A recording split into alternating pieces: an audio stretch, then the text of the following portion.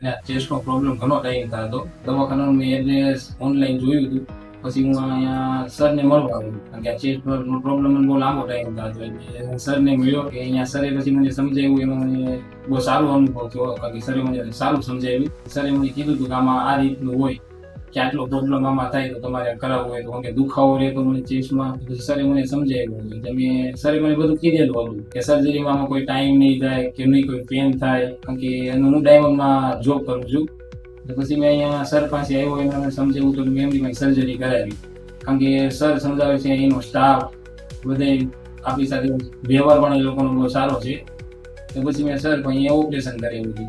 Surgery થઈ પછી તો 3 થી 4 કલાકમાં હું ફ્રી થઈ ગયો હતો. અને બીજે દિવસે મેં મારું જે રૂટીન, જે મારું જોબ, જે મારું વર્ક હતું, હું ત્યાં વહી ગયો હતો. કારણ કે એમાં કોઈ દુખાવો નથી, કોઈ પેન નથી થતું, એનાથી આમાં કોઈ ટાઈમ આપણો નથી. તમને કોઈને પણ જો આવો પ્રોબ્લેમ હોય તો સર પાસે આવજો. આ સેનેટરી એસ્થેટિકમાંથી સરનો 17 થી 18 વર્ષનો બહુ અનુભવ છે, અને મેં આ સર્જરી કરાવી મને બહુ સારો અનુભવ થયો છે. તમે લોકો આવજો, કારણ કે આમાં કોઈ ગભરાવા જેવી વાત નથી. Thank you Siddharth.